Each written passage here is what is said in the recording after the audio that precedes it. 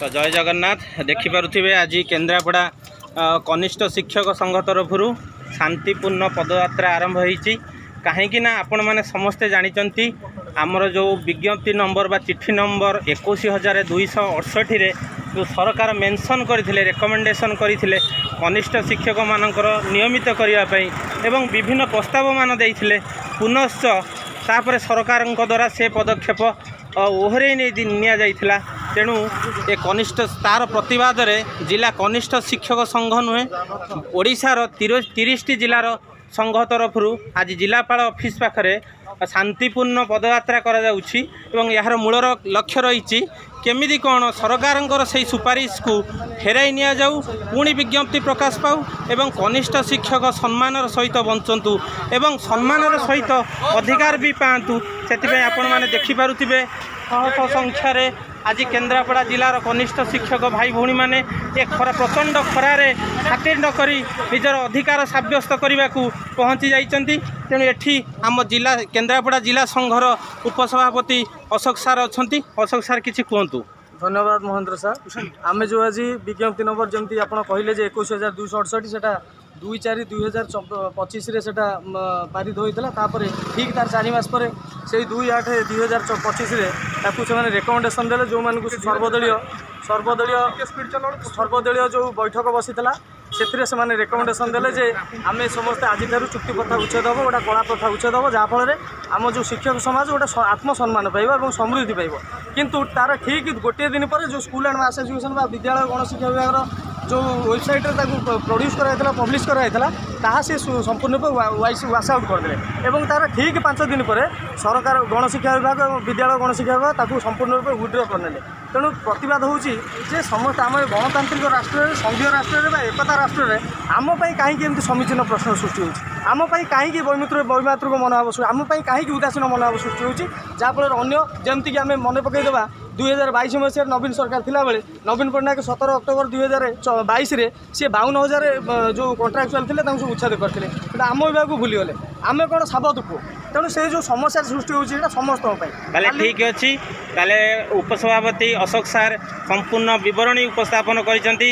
एवं मु अनुरोध करी आलीर ब्लॉक प्रेसिडेंट देवाशीष सार को किसी कहवाई सरकार एनडीसी 20 लागू होला सरकार वैमात्रिक मनोभाव प्राथमिक शिक्षा प्रति ग्रहण योग्य नुह आम सरकार पाखे दाबी रखुचु सरकार जो लेटर बाहर करते 2 अगस्त संपूर्ण रूप पालन करूँ आ ठिका प्रथा कला प्रथा को उच्छेद करी गोटे नियमित शिक्षक भाव में प्राथमिक शिक्षा को नियुक्ति करके प्राथमिक शिक्षा को सुदृढ़ीकरण करूँ ये कही देखु आमर देवाशीष सार जो प्लाकार्ड रखिंट शिक्षक उन्नति रे समाज बढ़े तांकू पासरिले समाज हुड़े एवं देखंतु आपण माने देखि पारुथिबे आमर जने वरिष्ठ शिक्षक उपदेष्टा आमर अनिल सार से भी प्लाकार्ड धरिचंती सुपारिश पत्र को मंजूर करी नियमित कर नकरी डेरी तो एठी वर्तमान उपस्थिति हो जाइछंती केन्द्रापड़ा जिलार सभापति देवाशीष सार आपड़ टिके 2 पद कहतु आज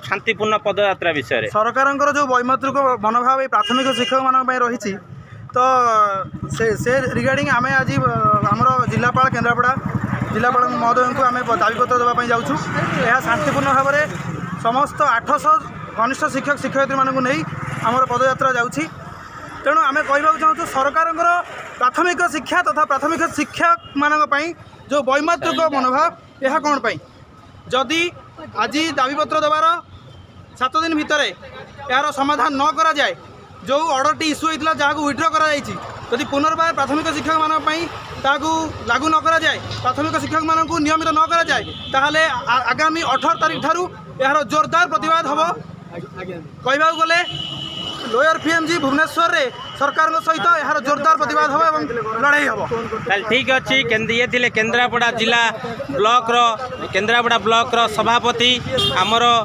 एबे आसी आमर केन्द्रापड़ा जिला संघर सभापति उषाराणी दास महोदया तो उषाराणी मैडम आपड़ किसी कहतु आज शांतिपूर्ण पदयात्रा विषय आज्ञा आज्ञा सर 2001 मसीह 2025 हो गला दीर्घ 24 वर्ष है प्राथमिक शिक्षक मैंने गोटे गति श्रमिक भाया खटुंट बर्तमान जो भी पोस्टिंग आमको 2024 प्राय 1 वर्ष हो गला जूनियर टीचर्स कि शिक्षा भवन কিন্তু ଦୁଃଖର ବିଷୟ ଏଇଆ ଯେ ଆଗକୁ ବିଧାନସଭା ଅଛି, ବିଧାନସଭାରେ ଗୋଟେ କମିଟି ଗଠନ ହେଇଥିଲା। ଆଉ ସେ କମିଟି କି ଯେତେ ମେମ୍ବର ଥିଲେ, ସଦସ୍ୟ ଥିଲେ, କୋଉଠି ନା କୋଉଠି ହୃଦବୋଧ କରିଥିଲେ ଯେ ନାଇଁ ଆକ୍ଚୁଆଲି ଏମାନଙ୍କୁ ନିୟମିତ କରାଯିବା ଦରକାର, ଆଉ ଆଗକୁ ଯାହା ବି ନିଯୁକ୍ତି ଆସିବ ନିୟମିତ ନିଯୁକ୍ତି ଆସିବ।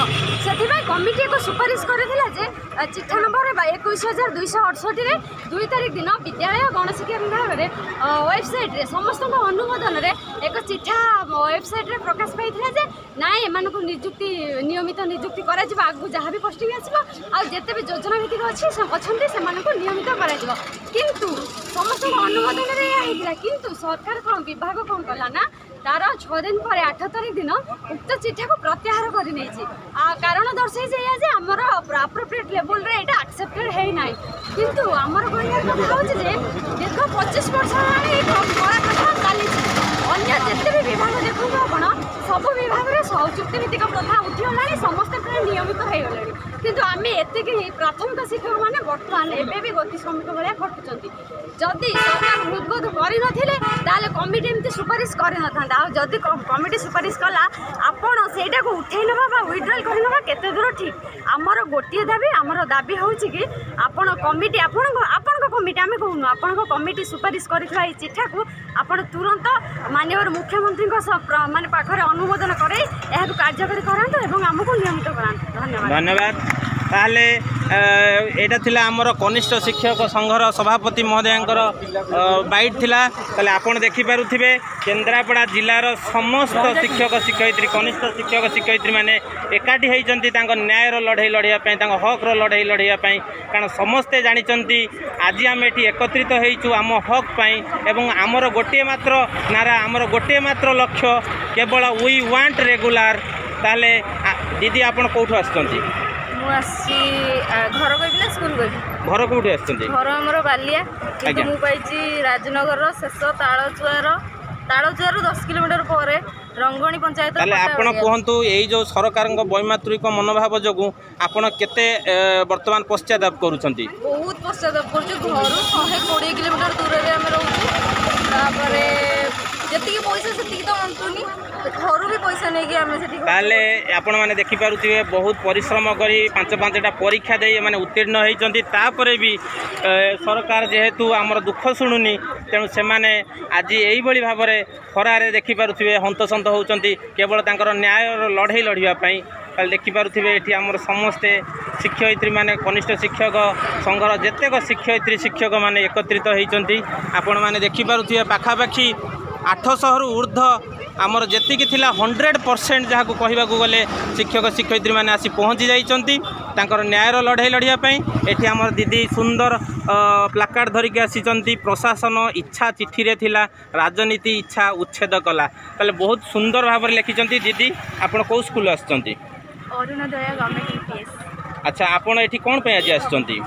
ଆପଣ ତ ଜାଣିଥିବେ 2 ତାରିଖରେ ଚିଠି ହେଇଥିଲା କି ଗଭର୍ଣ୍ଣମେଣ୍ଟ ପ୍ରଶାସନ ଚାହୁଁଛି କି ଆମର କ'ଣ ରେଗୁଲାର କରାଯାଉ, ମାତ୍ର ଆମର ଯେଉଁ ରାଜନୀତି ସଂଘ ଚାହୁଁଛି କି ଆମର ରେଗୁଲାର ନ ହେଉ, ଆମେ ଚାହୁଁଛୁ ଆମକୁ ରେଗୁଲାର କରାଯାଉ। ଧନ୍ୟବାଦ। ତାହେଲେ ଦେଖିପାରୁଥିବେ ଏଠି ସମସ୍ତେ ଦିଦିମାନେ ବି ଅଛନ୍ତି, ଆମର ସାର୍ମାନେ ବି ଅଛନ୍ତି। ସବୁଠାରୁ ବଡ଼ କଥା ହେଉଛି ସମସ୍ତେ 100% ଆସିଛନ୍ତି ନିଜ ନ୍ୟାୟର ଲଢ଼େଇ ଲଢ଼ିବା ପାଇଁ।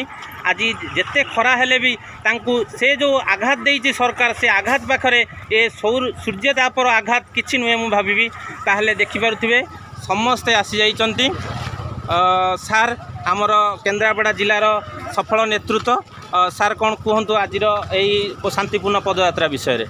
ସରକାର ତ ଆମର ଯେଉଁ ନୋଟିଫିକେସନ୍ ବାହାର କରିଥିଲେ ଆମର ତାକୁ ପୁଣି ୱିଥ୍ଡ୍ର କରିନେଇଛନ୍ତି।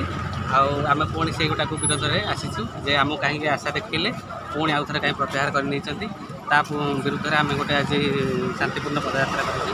ତାହେଲେ ସରକାର 5-5ଟା ପରୀକ୍ଷା କରୁଛନ୍ତି, ତାପରେ CBT ମାଧ୍ୟମରେ ନିଯୁକ୍ତି ବି କଲେ, ତାପରେ ବି ଏତେ ବୈମାତୃକ ମନୋଭାବ କ'ଣ ପାଇଁ?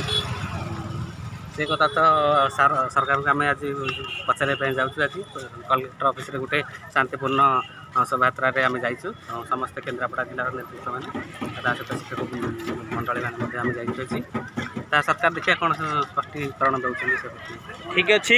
ତାହେଲେ ଦେଖିପାରୁଥିବେ ସମସ୍ତେ ବି ଏକତ୍ରିତ ହୋଇଛନ୍ତି।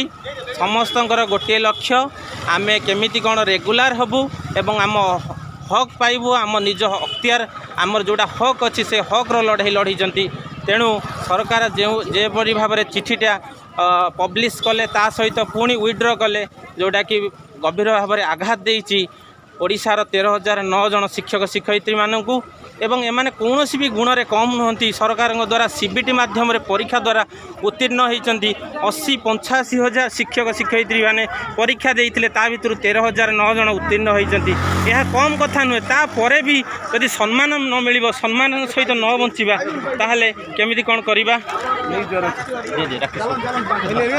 ताहले आमर जिला केन्द्रापड़ा जिलार जे कोषाध्यक्ष अच्छा राजेश सार एवं से जड़े राज्यस्तरीय नेतृत्व तेणु मु कहि से किसी कहतु कौन कह देखुं तो सबुआडे बर्तमान यही खबर चली जहाँकि रेगुलर कथा समस्ते 2 तारिख दिन चिठी आसला पर समस्ते प्रायतः भाई रेगुलर होपर किछि दिन पर 4 दिन पर से चिठी विड्र हो जाए जहाँकि समस्त जूनियर टीचर्स कि मध्य गोटे शोकर खेली रही जहाँकि सेटा ठीक नुहे आशा अच्छी मोहन सरकार शुणे किंतु एमती बार ठकीदेवे है आशा नाला तो आमर दाबी जहाँ भी चिठी आसला पुनर्बार प्रतिष्ठा करी नोटिफिकेशन बाहर करी रेगुलर डिमांड को फुलफिल करंतु। धन्यवाद।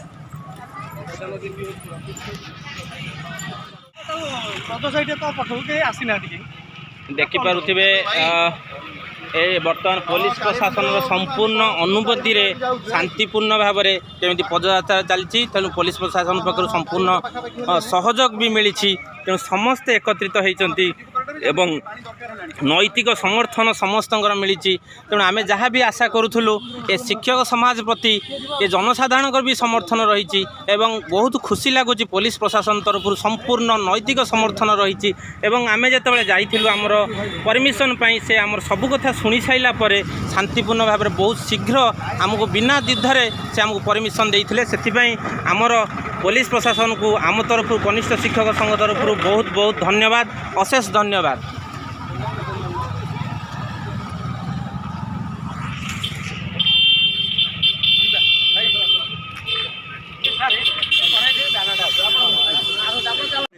Teacher as on the date of the issue of the notification in this regular the contractor of the schematic period of the teacher in limited school should be counted in their qualifying service towards the retirement benefit and retirement benefit account. These are the 5 recommendation थिला these are a recommendation थिला आउ किछि sir बोली हमर केतेटा post sanction है 45,292 आउ